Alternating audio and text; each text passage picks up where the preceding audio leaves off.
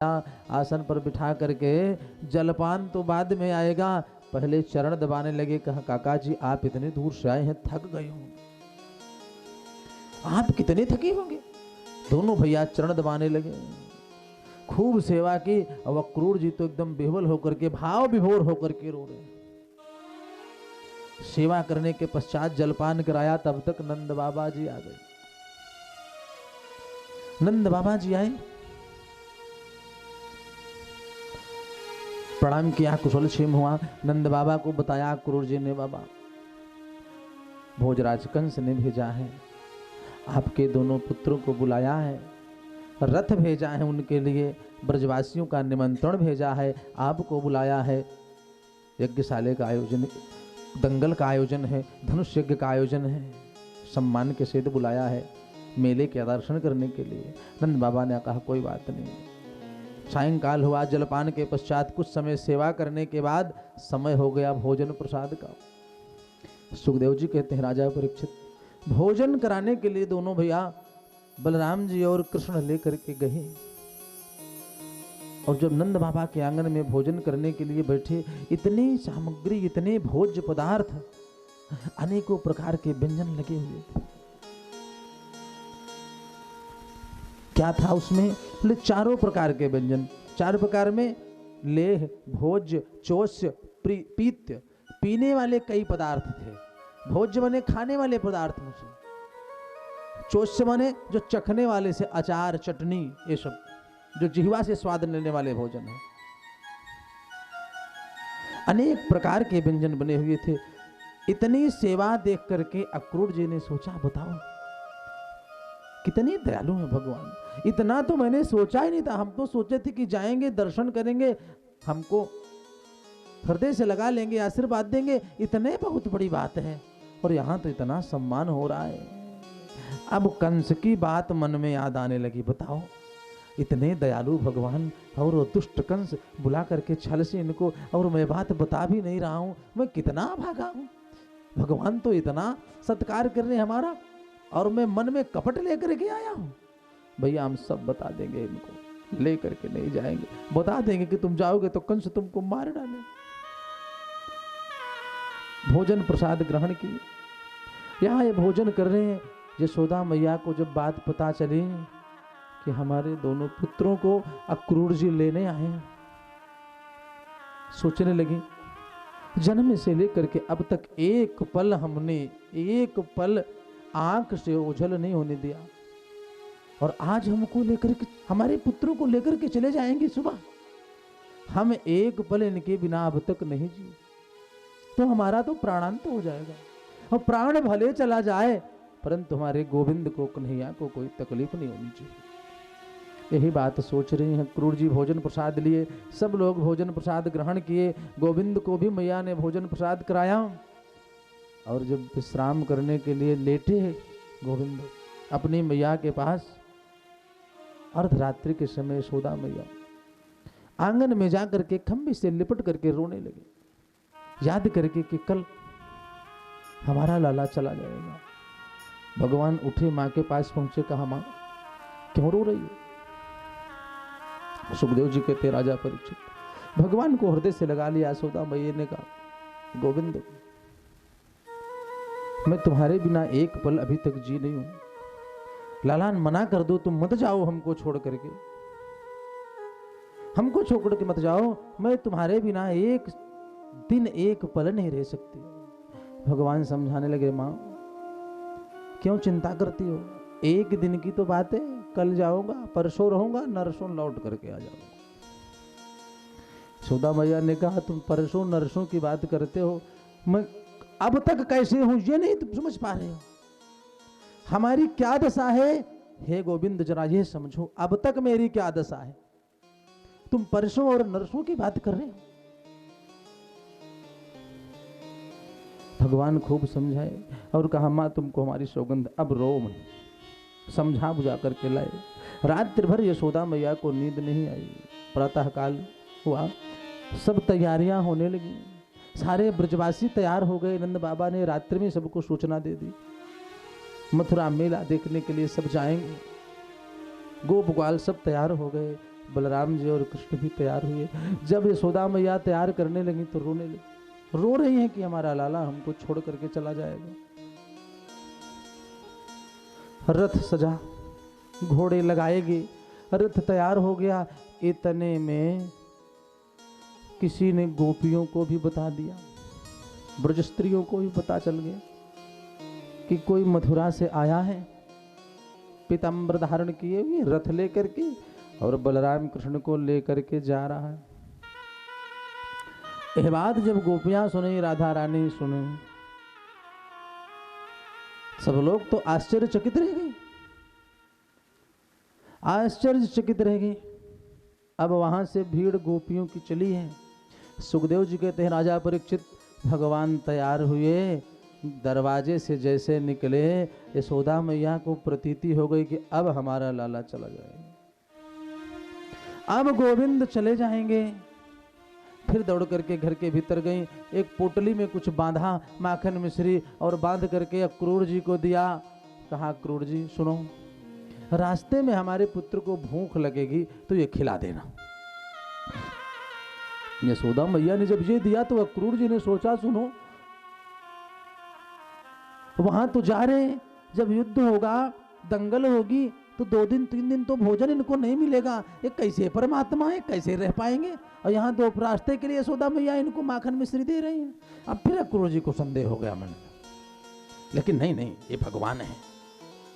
अच्छा, जो पोटली दिया यशोदा मैया ने, अक्रूर जी ने उसको ले लिया और ले करके पास में रख लिए। यशोदा मैया पकड़ करके बलराम और कृष्ण को रथ की ओर जैसे बढ़ी हैं। कुछ दूर चली, द्वार पर रथ खड़ा था, रुक गई। कहा, लाला हमको छोड़ करके मत जाओ। भगवान आगे बढ़े, और जब आगे बढ़े रथ पर बैठ गए तो यशोदा मैया को प्रतीति हो गई कि अब गोविंद रुकेंगे नहीं, चले जाएंगे। तो जोर जोर से रोने लगी और रो रो करके बोली, एक कन्हैया मोहन इधर देख तो लीजिए, बिछुड़त कान हमें कछु दीजिए। मोहन इधर देख तो लीजिए, बिछुड़त कान हमें कछु दीजिए। आगे जात हृदय पछताती, फाटत नहीं वज्र समझाती। क्या गोविंद, हम तुम्हारे बिना नहीं रह सकते। भगवान वापस आकर के यशोदा मैया को पुनः समझाए, खूब समझा बुझा करके कहा, मैया एक दिन की बात है, बस आज जा रहा हूं, कल रुकूंगा, परसों वापस आ जाऊंगा। खूब समझाया बुझाया, रथ पर जैसे आरूढ़ हुए, अक्रूर जी को कहा, चाचा चलो जल्दी यहां से, इतना स्नेह है यहाँ, यदि मैं फंस गया आज तो फिर दोबारा निकल नहीं पाऊंगा। रथ को आगे बढ़ाओ। और जैसे ही अक्रूर जी रथ पर आरूढ़ होकर के रथ बढ़ाना चाहे, तब तक गोपियों की और राधा रानी की पूरी फौज आ गई, रथ को घेर करके खड़ी हो गई। और गोपियां अक्रूर जी को लगी डांटने, कहा, तुम्हारा नाम हमने सुना अक्रूर है, अरे तुम तो महाक्रूर हो, तुम्हारा किसने अक्रूर नाम रख दिया। गोपियां कह रही हैं, क्रूरस्तमक्रूर समाख्य यस्मनं अचक्षुरहि दत्तम हरसे बताज्ञवत, येनैक देशे खिल सर्ग सौष्ठवम त्वदीय मद्राक्ष्मवयं मदुद्दिशः। क्रूरस्तमक्रूर, तुमको कौन क्रूर कहता है, तुम तो महाक्रूर हो। क्यों? क्योंकि चक्षुरहि दत्ते हरसे बताज्ञवत, अरे तुम तो हमारे दोनों नेत्र चुरा करके ले जा रहे हो। गोपियां बोली, मेरे तो राम कृष्ण दुई आंखें, बलराम और कृष्ण ये दोनों हमारे नेत्र हैं, इनको तुम चुरा करके ले जा रहे हो और अपने को अक्रूर बताते हो, तुम महाक्रूर हो। ये भाव जब अक्रूर जी ने देखा, स्वयं भी रुक नहीं पाए, रोने लगे और कहा, अब तो मैं इनको छोड़ करके इसे पैदल चला जा रहा हूं और बता दूंगा कंस को कि भैया मैं उनको नहीं ला सकता, इतना स्नेह हुआ कि मैं लाने में सामर्थ्य नहीं हूं, हमारी सामर्थ्य नहीं है गोविंद को लेकर के आने की। सुखदेव जी कहते हैं, राजा परीक्षित, गोपियां माने लेंगे, गोविंद हमारे लिए रुक जाओ। भगवान समझा रहे हैं, तब तक कुछ गोपियां रथ के आगे लेट गई। कहा, हमारे ऊपर से रथ चढ़ा करके ले जाओगे तभी तुम यहां से जा सकते हो। भगवान ने सोचा, यशोदा मैया को बहुत प्रयास करके समझाया मैंने, वो मानी तो एक नई बला फाट पड़ी।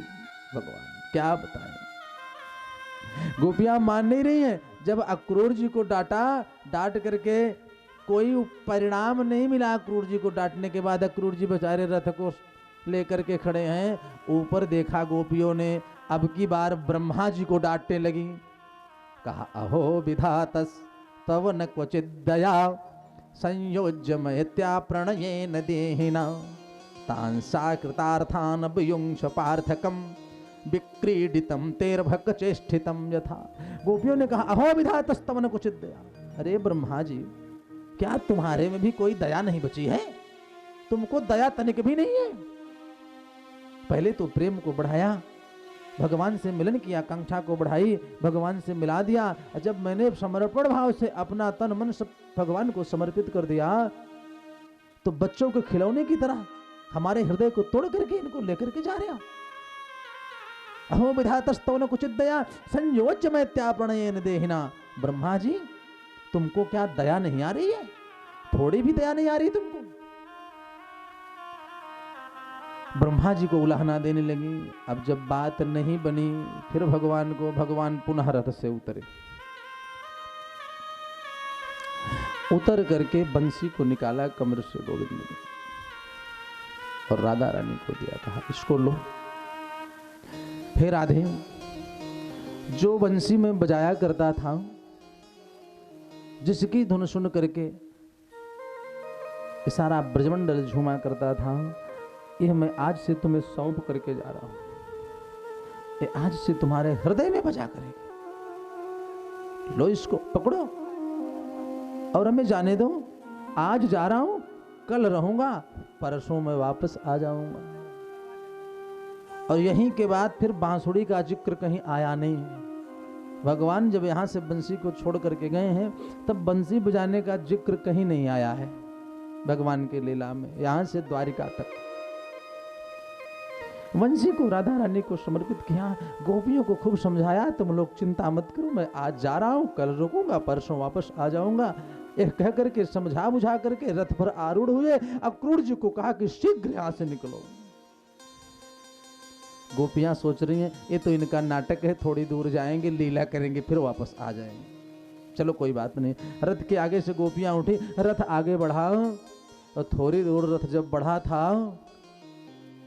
गोपियों ने सोचा कि हमें लगता है नाव में तो अब तक तो थोड़ा लोक लज्जा कर रही थी, कैसे अब लोक लज्जा को छोड़ करके एक स्वर में भगवान को बुलाने लगे। एवं ब्रुवाणा बिरहा तुराभृशम ब्रजस्त्रियः कृष्ण विसक्त मानसा, अविसृज्य लज्जारुर्दुस सुस्वरम गोविंद दामोदर माधवेति। बोल पड़ी एक स्वर में, हे गोविंद हमको छोड़ करके मत जाओ। विसृज्य लज्जारुर्दुस सुस्वरम, लोक लाज को छोड़ दिया और एक स्वर में बुलाने लगी, प्रभु हमको छोड़ करके मत जाओ। अक्रूर जी को भगवान ने कहा कि एक सेकंड के लिए रथ रोकना मत, खूब तीव्र गति से चलो, अब की बार में फंसा तो जल्दी नहीं निकल पाऊंगा। रथ आगे की ओर बढ़ता चला जा रहा है, गोपियां पुकारती हुई दौड़ती चली जा रही हैं। जब तक रथ की पताका दिखाई देती रही, मन में विश्वास था हो सकता है गोविंद लौट करके आ जाएं। और जब ध्वजा चमकनी, पताका चमकनी दिखाई देना बंद हो गई, हताश उदास होने लगी, और उदास होकर के गोपियां लौटी। पर एक बात मन में अभी विश्वास है कि गोविंद परसों की कह के गए, भगवान परसों की कह करके गए। हो सकता है लौट जाएं, कुछ गोपियां विचार करें, हो सकता है वापस लौट करके आए, राह देख रही हैं। और कुछ के मन में विचार आ रहा है परसों की कह करके तो गए हैं। लोक लाज को छोड़ करके फिर भी गोपियां भगवान के स्नेह में बुला रही हैं। तेरी अखियां हैं जादू भरी बिहारी, में तो कब से खड़ी तेरी अखियां हैं जादू भरी बिहारी, में तो कब से खड़ी तेरी अखियां हैं जादू भरी बिहारी, में तो कब से खड़ी। सुन ले वो मेरे श्याम सलोना, सुन ले वो मेरे श्याम सलोना, तूने ही मुझ पर कर दिया टोना, कर दिया टोना। मैं तो तेरे ही दुआ पे पड़ी बिहारी, मैं तो कब से खड़ी। तेरी अखियां हैं जादू भरी बिहारी, मैं तो कब से खड़ी। कृपा करो हरि दास के स्वामी, कृपा करो हरि दास पे स्वामी। बाके बिहारी अंतर्यामी, कृपा करो हरि दास पे स्वामी। बाके बिहारी अंतर्यामी, मेरी टूटे ना भजन की लड़ी बिहारी, मैं तो कब से खड़ी। तेरी अखियां हैं जादू भरी बिहारी, मैं तो कब से खड़ी। तेरी अखियां हैं जादू भरी बिहारी, मैं तो कब से। एक विश्वास मन में है, भगवान परसों को बोल करके गए हैं, वापस जरूर आएंगे। रथ को लेकर के क्रूर जी पहुंचे कहाँ? यमुना जी के किनारे। खूब प्रातः काल चले और मध्याह्न काल दोपहर हो गया यमुना जी पहुंचते पहुंचते। सोचिए निकल ही नहीं पा रहे थे, और जब दोपहर हो गया देखा मध्याह्न काल आ गया, रथ को यमुना जी के किनारे रोक दिया। अब मन में थोड़ा सा डर भी है, क्या ये छोटे से अबोध बालक माखन मिश्री यशोदा मैया ने दे दिया कि इनको खिला देना रास्ते में। बताओ जब इनको रास्ते में भूख लग रही है युद्ध कैसे करेंगे? कोई बात नहीं, रथ से उतरे और उतर करके सोचे कि अब संध्या कर लें, पूजा दोपहर काल का, दोपहर संध्या कर लें तब यहां से चलते। दुपट्टे को उतार कर रथ पर रखा, यमुना जी में प्रवेश करके स्नान कर लें, संध्या कर लें तो चले। सुखदेव जी कहते हैं राजा परीक्षित ज्यों ही यमुना जी में स्नान करने के लिए डुबकी लगाए तो क्या देखते हैं, रथ पर आरूढ़ हुए दोनों भैया यमुना जी के अंदर विराजमान है। छटपटा करके तुरंत ऊपर आए यमुना जी के, और ऊपर आकर के देखा तो रथ पर बाहर खड़े हुए। फिर डुबकी लगाई, फिर देखा अंदर, और फिर जब ऊपर आए तो देखा कि बाहर। अक्रूर जी समझ गए और वहीं जल से ही खड़े होकर के इधर देखा, हाथ जोड़े, कहा कि प्रभु न तोस्म्यहं त्वाखिल हेतु हेतुम नारायणः पुरुषमादिमव्ययम् यन्नाभिजातादरविंद कोशात् ब्रह्मा विरासी जतये स्वलोकः। प्रभु आपको ब्रह्मा आदि देवता नहीं समझ पाए, हम क्या समझ पाएंगे आपके लीला को? आप ब्रह्म परमात्मा है, अब प्रतीत हो गए। कहा भूस्तो यमग्नि पवनः खमादिर महान जादिर मन इंद्रियाणि। अग्नि वायु पृथ्वी जल आकाश इंद्रियों में सर्वत्र दिशाओं में आप ही हो, जल में थल में अग्नि व्योम में हर जगह आप हो। अब हमको विश्वास हो गया। महान जादिर मन इंद्रियाणि, और यही नहीं सर्वेन्द्रियार्था विबुधास्त सर्वे ये हे तवस्ते जगतोंग भूता। आप सब जगह हो, आपसे कुछ छुपा नहीं। प्रभु निकले, संध्या किया, वस्त्र धारण की है, रथ पर बैठ गए और लेकर के रथ चले। सुखदेव जी कहते हैं राजा परीक्षित रथ लेकर के चले। अक्रूर जी पहुंचे कहाँ? मथुरा के बगीचे में। अब दोनों भैया को तो रथ से लेकर के आए, उधर नंद बाबा ब्रजवासियों के साथ आए पैदल पीछे से। सबको मथुरा के बगीचे में रोक दिया और रथ ले जा करके अक्रूर जी ने कंस के समीप रख दिया, महल के पास, और जा करके कंस को बताया कि दोनों भैया बलराम और कृष्ण आए हैं, नंद बाबा सारे ब्रजवासी मथुरा के बगीचे में रुके, लाकर के रोक दिए। दूसरे दिन धनुष यज्ञ होना है। सुखदेव जी कहते हैं राजा परीक्षित, जब अपने परिजनों के साथ भगवान बगीचे में पहुंच गए, आनंद बाबा भी आ गए,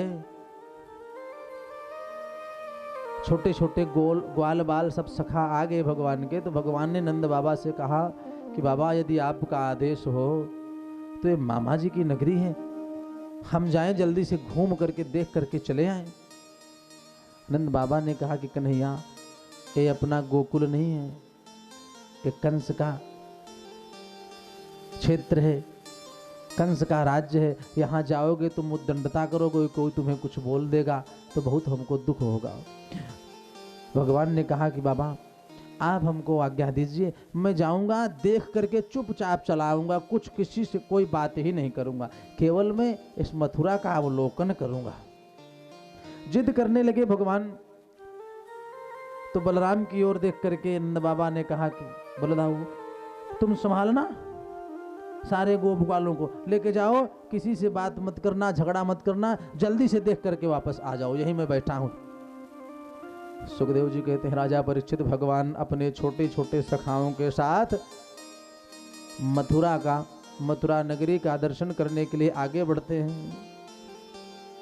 जब आगे बढ़ते हैं, सुखदेव जी कहते हैं राजन, जब पता चला मथुरा के लोगों को तो सभी भगवान का दर्शन करना चाहते हैं, लेकिन कंस ने सबको कहलवा दिया है कि जो भी जाकर के इनका स्वागत करेगा उसके प्राण में ले लूंगा।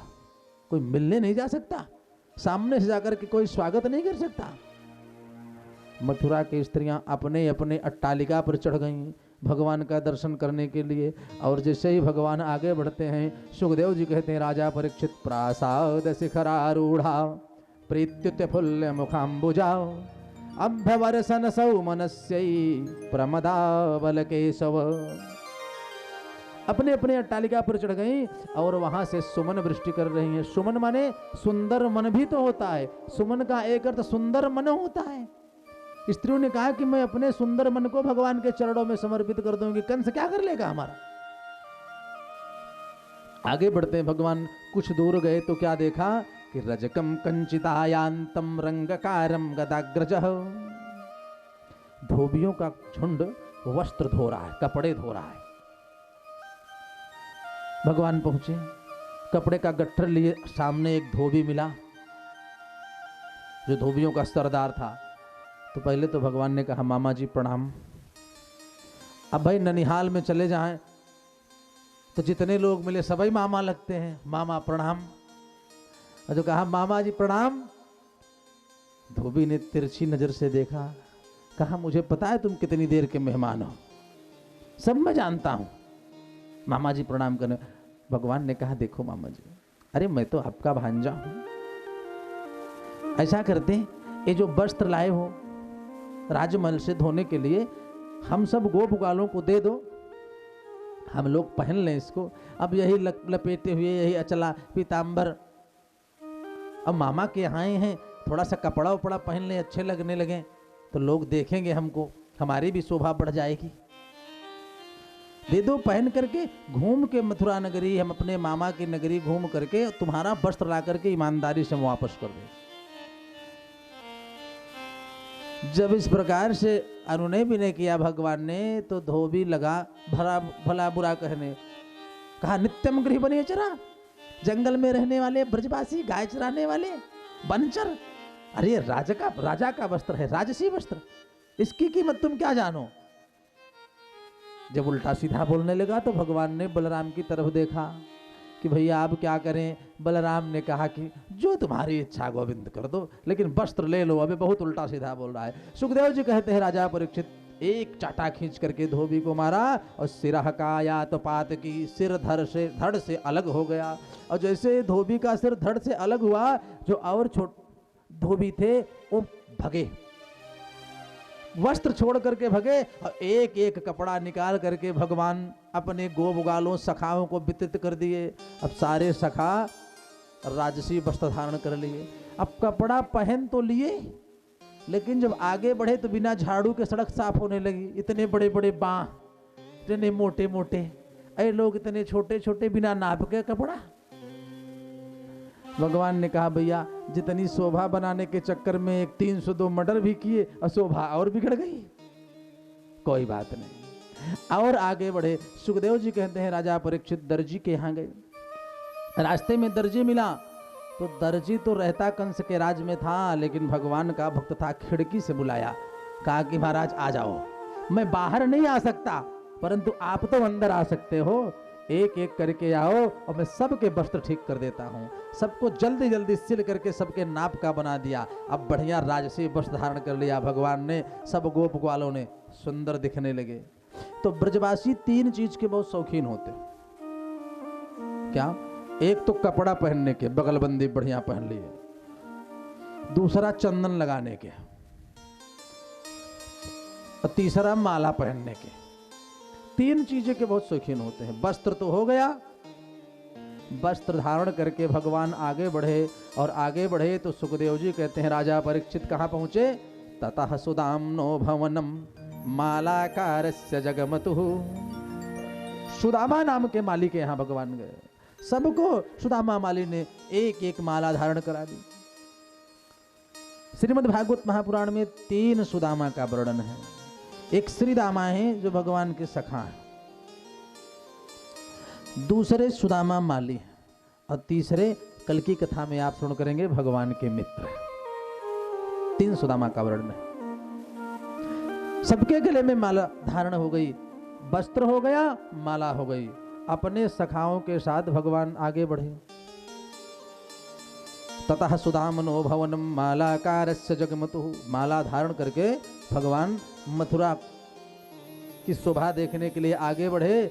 आगे बढ़ते हुए चले जा रहे हैं, आगे बढ़ते चले जा रहे हैं। सुखदेव जी ने कहा हे राजा परीक्षित, कुछ दूर और आगे बढ़े तो भगवान गोप ग्वालों के सहित क्या देख रहे हैं कि रास्ते में एक युवती हाथ में कुछ लिए हुए, एक पात्र छोटा सा हाथ में लिए हुए एक युवती चली आ रही है, और वह 3 जगह से टेढ़ी है। वो युवती 3 जगह से टेढ़ी है, चली आ रही है। बगल से जब निकली तो भगवान ने पूछ लिया, हे सुंदरी आप कौन हो? है तो कुरूपा, रूप ठीक नहीं है, लेकिन भगवान ने कहा क्या? हे सुंदरी आप कौन हो?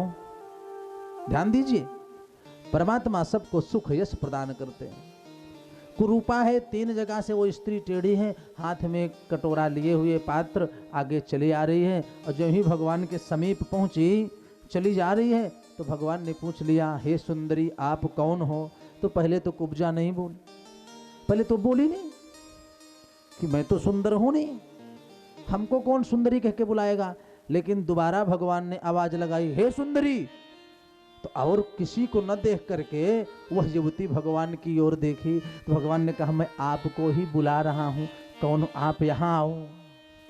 पहुंची। आज का लड़का होते तो इस थोड़ा बोलते तन हेटेड हुई, कहाँ जाती? भगवान ने कहा सुंदरी।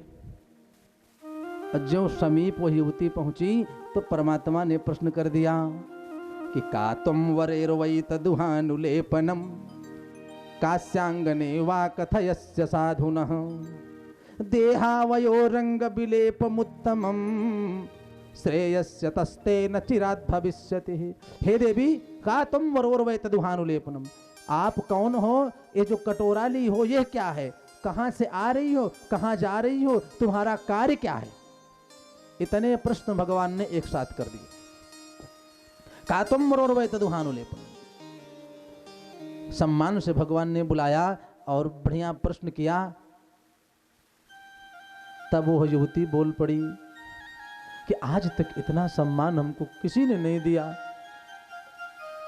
और आप कोई साधारण पुरुष हो नहीं सकते। कहा सुनो, वैसे तो मेरा नाम सैरंध्री है, परंतु 3 जगह से टेढ़ी होने के कारण मुझे लोग तिवक्रा कहते हैं। नाम तो हमारा सैरंध्री है, लेकिन 3 जगह से टेढ़ी होने के कारण लोग मुझे तिवक्रा बोलते हैं। और मैं, आप परिचय बता रहे हैं तिवक्रा कि दास व्यास में हम, वैसे अपना परिचय बताया मैं कौन हूं। कहा दास्यास में हम सुंदर कंस सम्मताम और तिवक्र नामा हनुलेप कर्मणि मदभावितम भोजपतेरति प्रियम बिना युवाम को अन्न तमस्तदर्हति। कहा मैं कंस की दासी हूं, दास्यास में हम सुंदर कंस सम्मताम। हे महाराज, मैं कंस की दासी हूं और तिवक्र नामना, मेरा नाम तिवक्रा है। और हनुलेप कर्मणि, ये जो मैं कटोरे में पात्र में ली हूं ना, ये चंदन है। ये मैं चंदन भोजराज कंस को लगाती हूँ, कंस को चंदन लगाने का काम करती हूँ। मदभावितम भोजपतेर अति प्रियम, मेरे द्वारा बनाया गया लगाया गया चंदन भोजराज कंस को बहुत प्रिय है। इसलिए हे प्रभु, मैं जा रही हूँ कंस को चंदन लगाने। तो भगवान ने कहा कोई बात नहीं, जाओ। जो कहा, तिवक्रा ने कहा नहीं, बिना युवाम को अन्न तमस्तदर्हति। इतने सम्मान से आपने हमारा परिचय पूछा, बिना बाप सबको मैं चंदन लगाए कहीं नहीं जा सकते। भगवान ने कहा नहीं जा सकती तो लगा दो। अपने हाथ से तिवक्रा ने पहले बलराम जी को फिर भगवान को चंदन लगाया, सब गोप ग्वालों को चंदन लगा दिया। सबको जब चंदन लगा दिया, भगवान ने कहा चंदन ऐसे नहीं लगवाना चाहिए, अब आपको कुछ आशीर्वाद जरूर मैं दूंगा। सुखदेव जी कहते हैं राजा परीक्षित, भगवान ऐसे शल्य चिकित्सक हैं, डॉक्टर हैं कि पैर को पैर के अंगूठे से दबाया और टुड्डी पर हाथ लगा करके एक झटका दिया। वो जो 3 जगह से टेढ़ी कुरूपा थी एकदम युवती का स्वरूप, सुंदर युवती बन गई। रूप पे सल माधुर्यो हसितालाप वीक्ष गई, सुंदर स्वरूप को धारण कर लिया। अब जब सुंदर स्वरूप प्राप्त हो गया तो आश्चर्यचकित हो गई, आश्चर्यचकित होकर के नृत्य करने लगी, प्रसन्नता में नृत्य करने लगी। तो भगवान आगे बढ़े और जैसे ही भगवान आगे बढ़े, सुखदेव जी कहते हैं राजन दौड़ करके त्रिवक्रा ने हाथ पकड़ लिया भगवान का। कहा है प्रभु, जब मैं इतनी कुरूपा थी तब तो आपने सुंदरी कहा, और जब सुंदरी बना दिया तो आप कहाँ जा रहे हैं? भगवान ने कहा देवी, अभी यह सब बात करने का समय नहीं है, अभी किसी और कार्य से मैं जा रहा हूं। श्रीमद् भागवत में तो नहीं, अन्य पुराणों में, ब्रह्मर्तक आदि पुराणों में चर्चा आती है कि जो स्थान भगवान ने 16,108 रानियों को दिया है, वही स्थान त्रिवक्रा को भी दिया है। अन्य पुराणों में चर्चा आती है। भगवान और आगे बढ़े, बढ़ते चले जा रहे हैं। बनियों के पास गए, बनियों ने बस अपने दुकान से निकल करके प्रणाम किया। कहा जब तुम राजा बन जाओगे तब मिलने आएंगे, अभी पहले नहीं, पहले सम्मान नहीं करेंगे। अब पता नहीं कंस को पता चल गया, जान करके हमारी तरफ एक बार तिरछी नजर कर दिया तो हम तो परेशान हो जाएंगे। बस केवल वैसे अपनी खिड़की से सबने प्रणाम किया। जिसके पास जो कुछ भी था मन से ही भगवान को अर्पित किया। परमात्मा विचरण करते हुए मथुरा का पहुंचे, कहाँ? जहां पर धनुष रखा हुआ था, कंस ने धनुष रखवाया था। और नारद जी ने बताया था कि हे कंस, यह धनुष कोई तोड़ नहीं सकता, इसका कोई खंडन नहीं कर पाएगा। और इस धनुष का यदि किसी ने खंडन कर दिया, जो यह धनुष को तोड़ देगा, यह जान लेना कि वो तुमको छोड़ नहीं सकता, फिर तुम्हारा उसके द्वारा वध निश्चित है। धनुष के पास पहुंचे भगवान, करेण वामेन सलील मदभुतम, बाएं हाथ से धनुष को उठा करके प्रत्यंचा चढ़ाई, 2 खंड धनुष हो गए। ज्यों ही धनुष टूटा, पूरे मथुरा में हाहाकार मच गया। इधर धोबी मारा गया, तो चर्चा अभी पूरी कंस तक पहुंची थी, तब तक धनुष टूट गया। दोनों बातें कंस तक पहुंच गई। नंद बाबा ने कहा था कि मारपीट मत करना, 302 भी हो गया और धनुष का खंडन भी हो गया। बलराम सब सखाओं के साथ भगवान मथुरा के बगीचे में आए। कंस को पता चला कि धनुष तोड़ दिया गया, धोबी का वध हो गया। जब नंद बाबा के पास भगवान पहुंचे, वस्त्र धारण किए, माला पहरे, चंदन लगाए, तो नंद बाबा ने पूछा, कन्हैया ये कैसा स्वरूप बना लिया? भगवान ने कहा, बाबा मैं जहां जहां गया, जो जो हमको मिला, सब कहा कि अरे कंस का भांजा है, इतना सम्मान दिए हमको। सब लोगों ने वस्त्र पहना दिया, माला पहना दी, चंदन लगा दिए। बाबा आपका बहुत सम्मान लोग करते हैं। जब मैं बताया कि आपका बेटा हूं तो सब बहुत सम्मान किए हमारा। रात्रि बीती, प्रातः काल। अब जब कंस को पता चला कि धनुष टूट गया, धोबी मारा गया, तो उसको धीरे धीरे विश्वास होने लगा कि हो सकता है मेरा भी वध हो जाए, मेरा भी वध हो जाए। तो मृत्यु का भय व्यक्ति को न तो सोने देता है न जगने देता है, हर क्षण चिंता व्याप्त रहती है। 27 फीट ऊपर कंस ने अपना मंच बनवाया, सबसे ऊपर। दंगल का जहां आयोजन किया था, जहां कुश्ती का आयोजन, मल्लशाला का आयोजन था, वहां 27 फीट ऊपर कंस ने अपना मंच बनवाया और 27 फीट ऊपर बैठा। और द्वार पर ही कुबलिया पीठ हाथी को लगा दिया और कहा कि आवे कृष्ण बलराम, तो यहीं पर हाथी से कुचलवा देना। यदि उससे बचना है तो आगे सल तोसल बड़े बड़े पहलवान लगाए, और वहां से भी बच जाए तो मुष्टिक और चाड़ूर को दंगल में उतारा। कहा यहां जैसे पहुंचे उठा करके पटक देना, बचने न पावे। ये व्यवस्था की गई। सुखदेव जी कहते हैं, राजा परीक्षित प्रातःकाल सब क्रिया से निवृत्त होकर के नंद बाबा, गोपकाल और मथुरा के सारे लोग कुश्ती देखने के लिए उस मल्लशाला में, युद्ध क्षेत्र में बैठ गए, विराजमान हो गए। बलराम और कृष्ण यहाँ से चले दंगल देखने के लिए बगीचे से। गोपकाल जो थे पहले जाकर के बैठ गए, नंद बाबा भी बैठ गए, आ रहे हमारे पुत्र। और यहाँ से जब चले, सुखदेव जी कहते हैं, राजा परीक्षित ज्यों ही द्वार पर पहुंचते हैं तो कुबलिया पीड़ हाथी दौड़ करके बढ़ी मारने के लिए। भगवान ने कहा, रास्ता छोड़ दो, रास्ता छोड़ दो। परंतु वो मतवाली हाथी आगे बढ़ी। सूंड को भगवान ने पकड़ा और पूंछ को बलराम ने उठा करके उसी स्थान पर कुबलिया पीड़ हाथी को पटका। और एक ही बार पटकने पर उसके प्राण बखेरे उड़ गए। हाथी का देहांत हो गया तो दोनों जो दांत थे, एक एक दोनों भैया उखाड़ लिए और दांत को रखे कांध पर, कंधे पर रख करके ज्यों आगे बढ़े तो सल तोसल उसी दांत से प्रहार किया। सल तोसल भी बहुत देर तक युद्ध नहीं कर पाए। सुखदेव जी कहते हैं, राजा परीक्षित बहुत देर तक कोई टिका नहीं सामने, उनका भी अंत हो गया। जब सल तोसल मारे गए तब मल्लशाला में भगवान प्रवेश कर रहे हैं और सुखदेव जी झांकी का वर्णन करते हैं कि जो भगवान को वहां जिस रूप में देख रहा है, 10 रसों की वर्षा भगवान ने की है। जो जिस रूप में देखना चाहो, मल्लानाम सनिर निर्णाम नरवरः स्त्रीणाम स्मरो मूर्तिमान गोपानाम स्वजनो सताम क्षितिभुजाम शास्त्रासो पित्रो शिशुः मृत्युर्भोजपतिर्विराट विदुषाम तत्वं परम योगिनाम वृषणीनाम परदेवतेति विदितो रंगंगतम साग्रजः।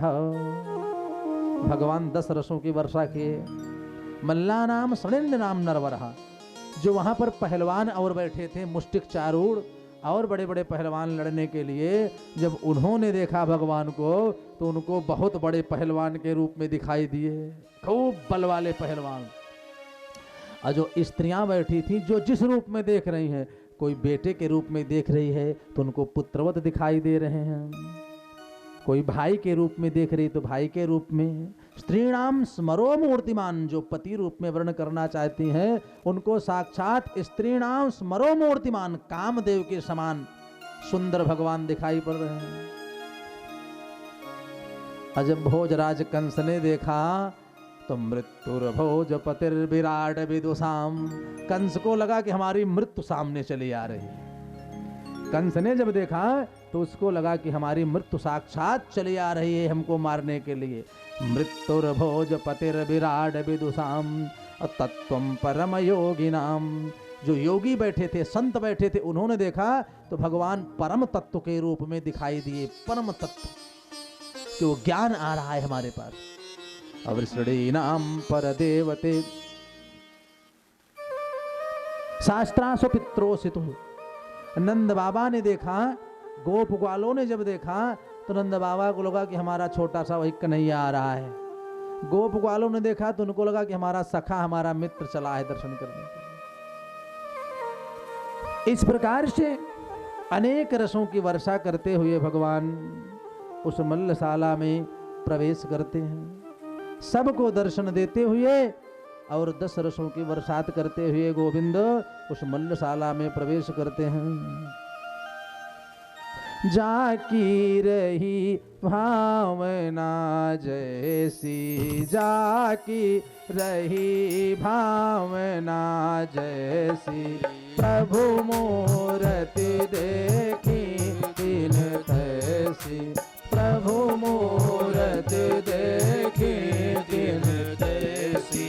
नर मर कटईव सबई नचावा, नर मर कटईव सबई नचावा, उमा खगे सवेद यस गावा, उमा खगे सवेद यस गावा। जाती रही भावना जैसी, प्रभु मूरति देखी दिन तैसी। जो जिस रूप में भगवान को देखना चाहता था, प्रभु उसी रूप में उसको दर्शन देते हुए मन्नशाला में प्रवेश किए। और जब पहुंचे तो कंस तो धीरे धीरे अब अपनी मन स्थिति पर काबू नहीं पा रहा है। मन उसका एकदम विचलित हो गया कि अब हमारी मृत्यु निश्चित हो गई। इतने बड़े बड़े पहलवान पहरे मारे जा चुके, कुबले पीठ हाथी का वध हो गया, सल तो सल मारे गए, अब 2 ही पहलवान बचे हैं, मुष्टिक और चाड़ूर, बस बाकी सब मारे गए। तो इनको भी ये मार देगा। लेकिन छोटा सा भी आसरा होता है तो व्यक्ति को थोड़ा बहुत साहस मिलता रहता है, अरे अभी हो सकता है मुष्टिक चाड़ूर इसका वध कर दे। बलराम और भगवान कृष्ण पहुंचे तो बलराम मुष्टिक से और चाड़ूर से भगवान कहा, हमसे युद्ध करो, आओ हमसे कुश्ती लड़ो। भगवान ने कहा, भैया कहाँ आप इतने योद्धा, हम तो अभी छोटे से बालक हैं, हम तो छोटे से बालक हैं, हमारा तुम्हारा क्या जोड़ है, कुश्ती तो जोड़ से लड़ी जाती है। मुष्टिक ने कहा, सुनो, ना बालो ना किशोरस्तुम बलिश्चो बलिनांबरः। न तुम बालक हो न किशोर हो, तुम तो बलवानों में भी बलवान हो। बताओ, कुबलिया पीठ हाथी को मार दिया करो, मैं बालक हूं। ना बालो ना किशोरस्तम बलिश्चो बलिनांबरः, महान बलशाली हो। यह कह करके मुष्टिक बलराम से और चाड़ूर भगवान कृष्ण से कुश्ती लड़ने के लिए आगे बढ़ा। भगवान ने कहा, जब आ ही रहे हो तो स्वागत है आपका। हाथ को ऐसे पकड़ा, आप छोटे से थे, इतने विशाल का है पहलवान से पकड़ा, पैर पर पैर रखा, एक ही बार में कूद करके सीने पर चढ़ लिए और चढ़ लिए, नीचे गिराया, संपूर्ण पृथ्वी का भार रख करके चाड़ूर के ऊपर भगवान ने प्रहार किया और एक मौका मुष्टिक को बलराम जी ने मारा और रुधिर बमन करते हुए मुख से रुधिर प्रवाहित हुआ और दोनों पहलवान उसी मल्लशाला में गोविंदाय नमो नमः बोलो भक्त वत्सल भगवान की। भैया राक्षस का वध भा है तब तो कम से कम जय बोला, बोलो भक्त वत्सल भगवान की जय हो। हाँ, लगे कि कथा में आप लोग बैठे हो। एकादशी कल थी, आज तो सुबह पारण हो ही गया होगा। अच्छा, कुछ लोग प्रातःकाल 7-8 बजे से पूछते हैं, महाराज परणवा कई बजे है? अरे जब खाए कितनी जल्दी है सरकार, तो व्रत का जरूरत है? व्रत का मतलब होता है संकल्प। उपवास का मतलब, उप माने समीप, वास माने रहना, समीप किसी देवता के समीप वास करना है उपवास। अब भूखा, भूखा तो भाई फिर कुछ जिन खा तो भूखा। हा? एकादशी व्रत करना चाहिए, हर वैष्णव को एकादशी का व्रत रखना चाहिए। हो सके तो अन्न न खाएं, अल्पाहार फलहार लेकर के व्रत करें, परंतु द्वादशी में तो कम से कम जय जरूर बोले, भगवान प्रसन्न होते हैं भाई कि हाँ एकादशी बढ़िया से रहे आप लोग। मुष्टिक और चाड़ूर मारे गए। मुष्टिक चाड़ूर जब मारे गए, कंस ने देखा तो उसकी बुद्धि बिल्कुल काम करना बंद कर दी। खड़ा हो गया मंच पर, और मंच पर खड़े होकर के कहने लगा, नंद बाबा को बंदी बना लो, गोप ग्वालों को मारो, काटो, यहाँ से निकालो, हटाओ जल्दी से, मेरे आंखों के आंखों से ओझल करो इन सबको। अनाप शनाप बकने लगा। भैया सन्निपात गया, सन्निपात गया कंस। 105 डिग्री बुखार हो गया उसको। अब कहें कहा महाराज ना पे करे। अरे जब बुखार बढ़ जाता है तभी व्यक्ति को सन्निपात रोग होता है, और तभी वो अनाप शनाप बोलता है। कंस अनाप शनाप बोलने लगा, मारो, बंदी बना लो, तलवार से काट दो, नंद बाबा को बंदी बना लो, सारे ब्रजवासियों को मारो। खड़े होकर के अब नीचे आने की हिम्मत नहीं पड़ रही है। मृत्यु के डर के मारे कंस नीचे नहीं आ रहा है। सुखदेव जी कहते हैं, राजा परीक्षित, भगवान ने एक छलांग लगाई और 27 फीट ऊपर कंस के समीप पहुंचा। कंस के समीप पहुंचा। अब पहुंच करके पहले वही बालें पकड़ा। भगवान ने बाल पकड़ के कहा, क्यों मामा जी, ये बताओ अब तुम्हें कैसा लग रहा है, कैसे प्रतीति हो रही है तुमको? कंस के तो कुछ समझ में ही नहीं आ रहा है। अरे अब तो हमारी मृत्यु हुई, अब तो मैं मरा। कहा, ऐसे ही एक दिन तुमने हमारी माँ के केस को पकड़ा था, उस समय जो पीड़ा माँ को हुई होगी वही पीड़ा तुम्हें भी हो रही होगा ना। सुखदेव जी कहते हैं, राजन, वहां से लेकर के भगवान कंस को मल्लशाला में कूदे। मल्लशाला में कूदे, नीचे कंस, ऊपर भगवान, सारे सृष्टि का भार रख करके सीने पर प्रहार किया, और कंस के प्राण चलत किरीटम प्रगृहे सुशेषम। वहां से कूद करके मल्लशाला में संपूर्ण पृथ्वी के भार को धारण करके भगवान ने कंस के प्राण को उद्धार कर दिया। जब कंस मारा गया सब स्तब्ध रह गए, अभी कोई बोला नहीं। तो कुछ लोग तो डर के मारे नहीं बोले कि अगर नहीं मरा होगा हम पहले जय बोल दिए, उठा तो हमारी खैर नहीं है। कुछ देर तक जब कंस नहीं बोला, सब जान गए कि अब कंस मारा जा चुका है। तब सब लोग जो ब्रजवासी हैं, मथुरावासी, सारी माताएं, स्त्रियां, सब गोप ग्वाल सका अब जय बोलने लगे। बोलो बाल कन्हैया लाल की जय हो। सब जय बोलने लगे, खूब जोर जोर से जयकारा होने लगा। तो कंस की 2 पत्नियां हैं, अस्ति और प्राप्ति, जरासंध की बेटी हैं, आ करके दोनों रोने लगी। पति की मृत्यु के बाद दोनों पत्नियां रोने लगी, और रोने लगी तो भगवान भी कम कौतुकी नहीं, वो भी रोने लगे। कहा, मामी क्या बताएं, अब मामा तो इस दुनिया में नहीं रहे, आप लोग चिंता मत करिए। रो करके सत्वाना दे, आप चिंता मत करिए, घबराइए नहीं, हम आपकी सेवा करेंगे। खूब सत्वाना देने लगे, जयकारा होने लगा। और यह जयकारा जब कारागार में वसुदेव और देवकी को सुनाई पड़ा, वसुदेव देवकी ने जब यह जयकारा सुना, तब उनको क्या पता वही जय सुनाई पड़े। नकारात्मक बातें आने लगी, हो सकता है हमारे दोनों पुत्र आए हों और कंस ने मार दिया हो, इसलिए चारों तरफ कंस की जय जयकार हो रही है। कंस ने लगता है हमारे दोनों बालकों का वध कर दिया। ये सोच करके देवकी मैया रो रही हैं। सबसे पहले उग्रसेन को छुड़ाया बंदी गृह से, भगवान ने राज सिंहासन पर बैठाया।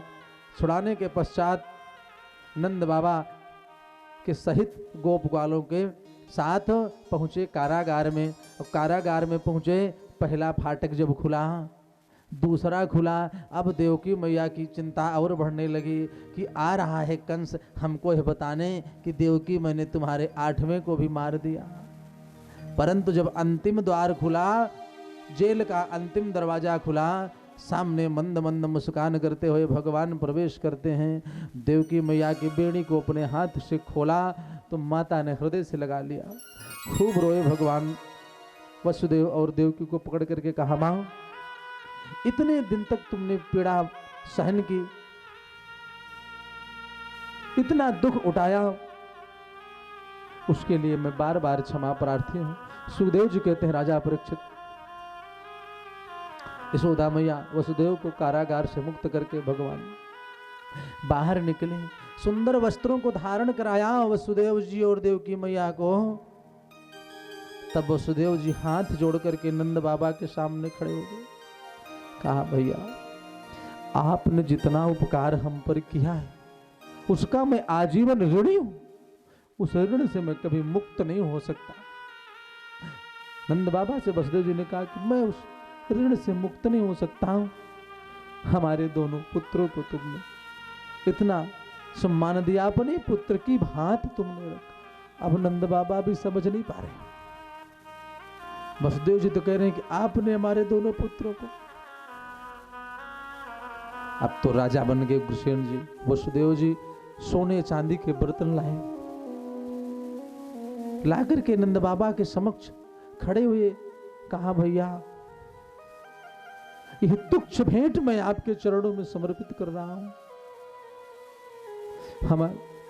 वैसे तो मैं बड़ी धृष्टता करके दे रहा हूं, आपने जो उपकार किया है उसके बदले में पूरा जीवन पूरी संपत्ति आपके चरणों में रख दूं तो भी बहुत कम है, लेकिन एक तुच्छ भेंट मैं आपको समर्पित कर रहा हूं, बहुत साहस करके। नंद बाबा ने कहा, भैया किस लिए, किस लिए? वसुदेव जी ने कहा कि आपने हमारे दोनों बेटे को, जब इतनी बात कही तो नंद बाबा ने कहा, वसुदेव जी सुनो, मैं आपका मित्र हूं और मैं अपने बेटे को सोने चांदी के बर्तन के बदले में तौलने नहीं आया हूं। कन्हैया चलो यहां से, अब एक पल भी नहीं रुकना तुम्हारे पास। कहा, चलो कन्हैया। भगवान का हाथ पकड़ा, नंद बाबा ने कहा, चलो यहां से। भगवान ने कहा, बाबा आप चलिए, मैं आपसे और मैया से मिलने आऊंगा। जब यह बात भगवान ने कही, बाबा आप चलो, मैं मैया से आपसे मिलने आऊंगा, तब तो नंद बाबा भी खूब रोने लगे। कहा, कन्हैया तुमसे आस नहीं थी, तुम हमारे लिए तो नहीं, कम से कम अपनी माँ का मन में विचार किया होता कि कैसे उसके दिन बीत रहे, कैसे वो रहती होगी तुम्हारे बिना। भगवान ने अपने आप को, सुखदेव जी कहते हैं, राजन उस स्थान पर परमात्मा अपने आप को खूब संभाले। यह प्रेम देख करके भगवान भी रोने लगे। नंद बाबा गोप ग्वालों के साथ रोते बिलखते शोक करते हुए आगे बढ़ते हैं। भगवान नहीं आए, बलराम जी नहीं आए, नंद बाबा चले। अब परसों हो गया, गोपियां, यशोदा मैया और जो सखा बच गए थे, नहीं आए थे, इनके साथ आ नहीं पाए थे, वो भी प्रतीक्षा कर रहे कि हमारा कन्हैया आता होगा। नंद बाबा के सहित जब गोप ग्वालों को दूर से गोपियों ने और जो सखा नहीं आए थे उन्होंने देखा, तो कुछ तो जाकर के यशोदा मैया से पहले बता दिए कि कन्हैया आ रहा है। जैसे ही नंद बाबा पहुंचे द्वार पर, यशोदा मैया दौड़ करके महल से निकल करके आई, खड़ी हुई। यशोदा माँ को रोते देख नंद बाबा भी जोर जोर से रोने लगे। जब रोने लगे, यशोदा ने पूछा कि क्यों, कन्हैया कहाँ है? नंद बाबा ने कहा, लाला तो नहीं आया। जब कहा नहीं आया तो यशोदा मैया और जोर जोर से रोने लगी। बोली, जब हमारा गोविंद नहीं आया तो तुम क्यों चले आए? रास्ते में जमुना जी नहीं मिली क्या? अरे उसी में डूब करके प्राण दे दिए होते, क्यों यहां पर चले आए? नंद बाबा ने कहा था, यशोदा, यमुना जी भी मिली थी और मैं आना भी नहीं चाहता था बिना गोविंद, विमुख भगवान से होकर, बिना भला किस काम का जीवन। मिली थी यमुना मैया, लेकिन कन्हैया ने कहा कि बाबा चलो, मैं तुमसे मिलने आऊंगा। यदि मैं अपने शरीर को, प्राणों को त्याग देता और हमारा गोविंद आता, हमको न पाता, तो उसको तो बहुत तकलीफ होती है सौदा। उसी तकलीफ को सोच करके, उसके दुख को सोच करके मैं चला आया। हमें भले ही दुख हो जाए, परंतु हमारे गोविंद को दुख नहीं होना चाहिए। यशोदा मैया पीछे मुड़ी हैं, महल में जाकर के बैठ गई हैं और अश्रु प्रवाह बंद नहीं हो रहे हैं, अश्रु प्रवाह बंद नहीं हो रहे हैं। जब से भगवान गए हैं, रात और दिन एक क्षण भी आंसू का अश्रु का बहना यशोदा मैया के नेत्र से बंद नहीं हुआ। निस दिन बरसत नैन हमारे, निस दिन बरसत नैन हमारे, सदा रहत बरसारि तू हम पर, जब ते श्याम सिधारे, निस दिन बरसत नैन हमारे। और अंत में कहा सूरदास जी ने कि आंसू कैसे बह रहे हैं, अश्रुपात कैसे हो रहे हैं? बोले असुवन बहत पनारे, धार लगा करके अश्रुपात हो रहे हैं, एक एक बूंद नहीं बरस रहे, इतना भगवान के प्रेम में अश्रु बह रहे। अब मथुरा की ओर चले। वहां जब वसुदेव और देवकी ने अपने पुत्रों को इतने दिन बाद पाया, बहुत स्नेह करने लगे। वसुदेव जी ने गुरुदेव को बुला करके, पुरोहित को बुला करके जात कर्म संस्कार, यज्ञोपवीत संस्कार करवाया और गुरु संदीपनी के यहाँ शिक्षा के लिए भेजा। भगवान 64 दिन रहे, 64 दिन में 64 कलाओं को सीखा। गुरुदक्षिणा के रूप में गुरुपुत्र का खो गया था, उसको ला करके वापस दिए, गुरुदेव को प्रणाम किया और गुरुकुल से वापस आए। यहीं गुरुकुल में शिक्षा ग्रहण करते समय मित्र सुदामा से भेंट हुई। भगवान जब से शिक्षा ग्रहण करके वापस आए हैं, किसी से बात नहीं करते, एक कमरे में बैठे रहते, किसी से न बोलना न किसी से मिलना, चुपचाप बैठे रहते। यह दुख गोविंद का देवकी से नहीं देखा गया।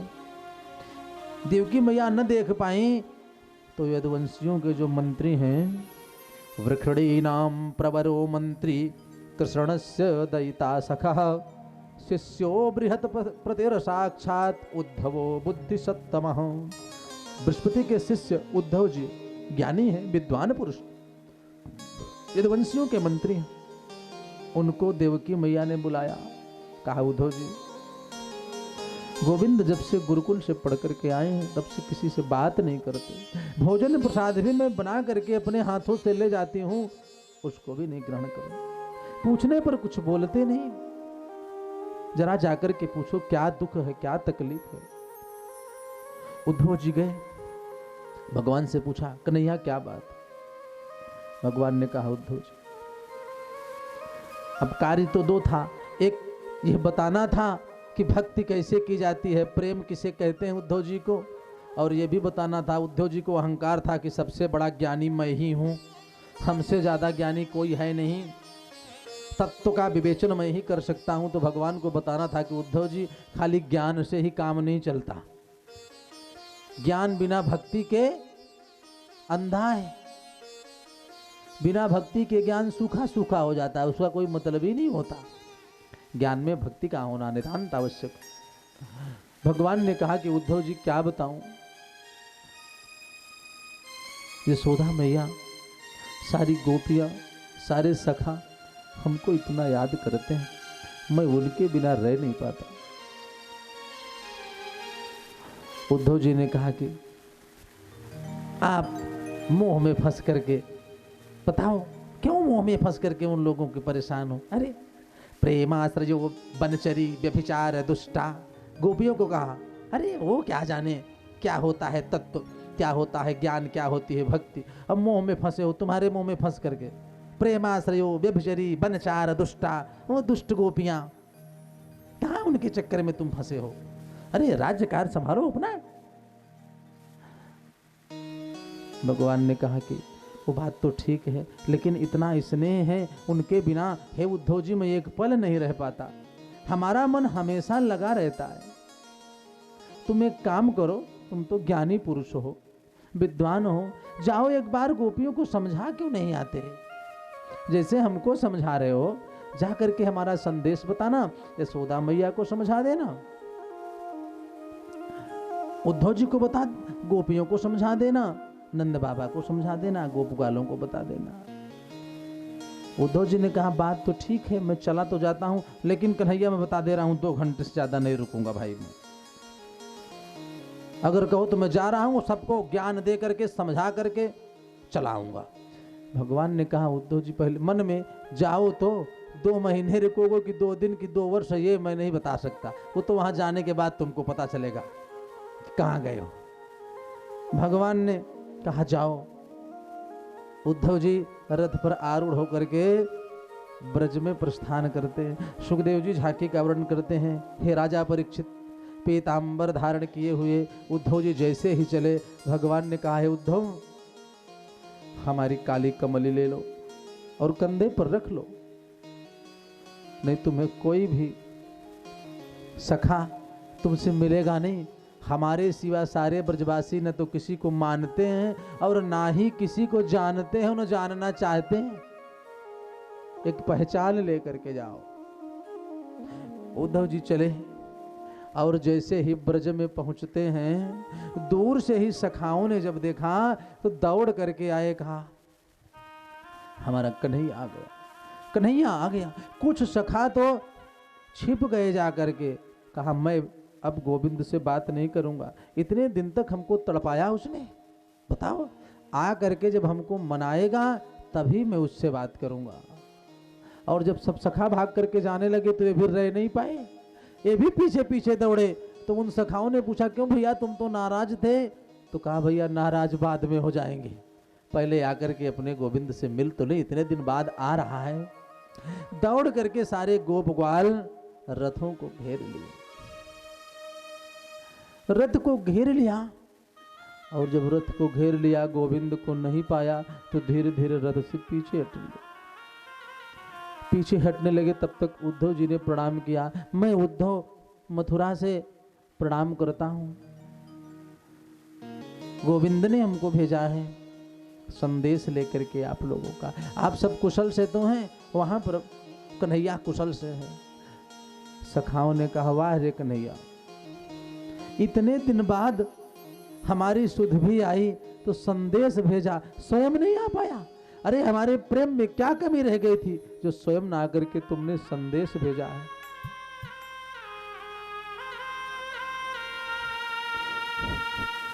स्वयं ना करके संदेश भेजा है। उद्धव जी ने कहा मैं नंद बाबा से मिलना चाहता हूं, यशोदा मैया से मिलना चाहता हूं। सखाओं ने कहा सुनो, ये जो जल बहता हुआ आ रहा है जमुना जी में जा रहा है, देख रहे हो?